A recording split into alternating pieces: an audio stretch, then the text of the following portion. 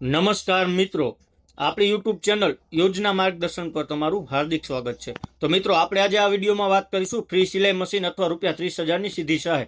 તો ગુજરાતની દરેક મહિલાઓને મળશે આ યોજનાનો લાભ, જેમાં ફ્રી સિલાઈ મશીન યોજના એટલે કે મહિલાઓ માટે ખુશખબર. હવે દરેક મહિલાઓને મફત સિલાઈ મશીન મળશે. ઓનલાઈન અરજી કેવી રીતે કરવી તે જાણીએ. તો ફ્રી સિલાઈ મશીન યોજના, મફત સિલાઈ મશીન યોજનાનો મુખ્ય હેતુ મહિલાઓને સ્વરોજગાર સાથે જોડવાનો છે.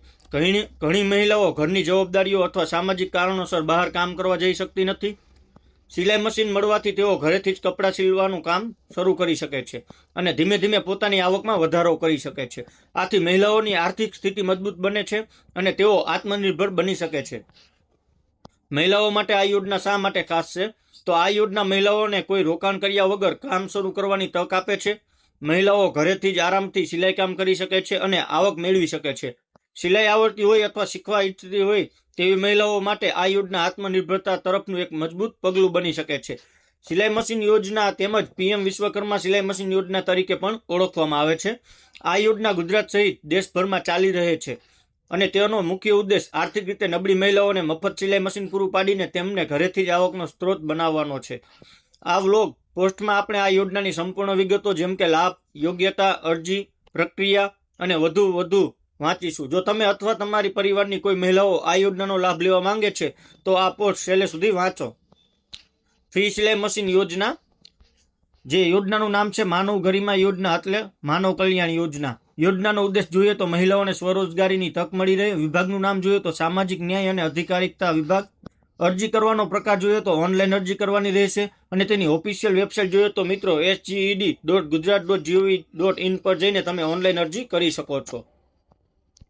સિલાઈ મશીન યોજના કેન્દ્ર સરકારની પ્રધાનમંત્રી વિશ્વકર્મા યોજનાના ભાગરૂપે ચલાવવામાં આવે છે. આ યોજના 2022માં શરૂ થઈ હતી અને 2026માં તેને વિસ્તારમાં આવ્યા છે. તેના અંતર્ગત દરેક રાજ્યમાં 50,000થી વધુ મહિલાઓને મફત સિલાઈ મશીન આપવામાં આવે છે. ગુજરાતમાં આ યોજના સામાજિક ન્યાય અને અધિકારિતા વિભાગ એટલે SGE દ્વારા માનવ ગરિમા યોજના હેઠળ પણ ઉપલબ્ધ છે. આ યોજનાનો મુખ્ય ધ્યેય આત્મનિર્ભર ભારતને મજબૂત બનાવવાનો છે.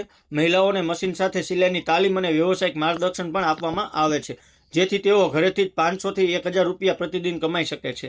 ગુજરાત જેવા રાજ્યોમાં જ્યાં પરંપરાગત કળાઓ જેવી કે ટેક્સટાઇલ પ્રખ્યાત છે, આ યોજના ખૂબ જ અસરકારક સાબિત થઈ રહી છે.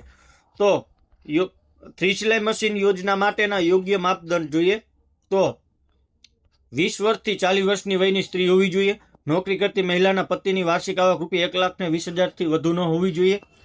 આવક જોઈએ તો આ વાર્ષિક આવક ₹2.5 લાખથી ઓછી એટલે કે અલ્પભ્રવ વર્ગ માટે. શ્રેણી જોઈએ તો SC, ST, OBC, minority, nomadic caste, શ્રમિક પરિવારો, વિધવા અથવા અપંગ મહિલાઓને પ્રાથમિકતા સૌપ્રથમ આપવામાં આવશે.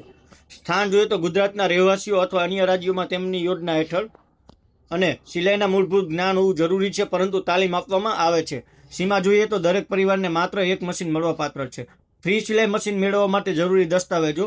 તો આ યોજનાનો લાભ લેવા માટે કયા કયા ડોક્યુમેન્ટની જરૂર પડે?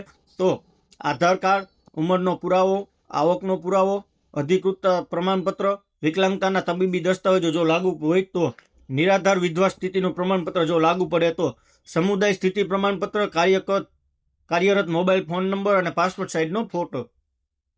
ઓનલાઈન અરજી કેવી રીતે કરવી તેની વાત આપણે મિત્રો અહીં કરશું ટૂંકમાં. તો ફ્રી સિલાઈ મશીન પ્રોગ્રામની અધિકૃત વેબસાઇટ sge.gujarat.gov.in ની મુલાકાત લો. હોમ પેજ પર યોગ્ય મેનુ વિકલ્પ પસંદ કરો. ત્યારબાદ PDF ફોર્મેટમાં આપેલા એપ્લિકેશન ફોર્મની પ્રિન્ટ આઉટ કરો. તમારું નામ, પિતાનું નામ, જન્મ તારીખ અને લગ્નની માહિતી સહિત જરૂરી ફિલ્ડ્સ ભરો. તમારા સહાયક દસ્તાવેજોની ફોટોકોપી સંબંધિત વિભાગને સબમિટ કરો. તમારી અરજીની સમીક્ષા કરવા માટે વહીવટી અધિકારીની રાહ જુઓ. જો મંજૂર થાય તો તમને કોઈ પણ કિંમતે સિલાઈ મશીન પ્રાપ્ત થશે. તો મિત્રો, ફ્રી સિલાઈ મશીન યોજના વિશે જરૂરી સૂચના છે, જેમાં સિલાઈ મશીન યોજના મહિલાઓના સશક્તિકરણનું એક મહા સાધન છે. તેને માત્ર આર્થિક મદદ આપે છે, પરંતુ આત્મવિશ્વાસ અને સ્વતંત્ર પણ આપે છે. જો તમે યોગ્ય છો તો આજે જ અરજી કરો અને તમારા જીવનને બદલો. વધુ માહિતી માટે સત્તાવાર વેબસાઇટની મુલાકાત લો અથવા સ્થાનિક તલાટી અથવા ITI કેન્દ્ર સંપર્ક કરો. આ માહિતી સામાન્ય માર્ગદર્શન માટે છે. યોજનાની પાત્રતા, સહાય રકમ અને અરજી પ્રક્રિયા રાજ્ય મુજબ બદલાય છે. અરજી કરતા પહેલા રાજ્ય સરકારની અધિકૃત વેબસાઇટ અથવા નજીકના કાર્યાલયમાં સંપૂર્ણ માહિતી તપાસવી જરૂરી છે. આભાર.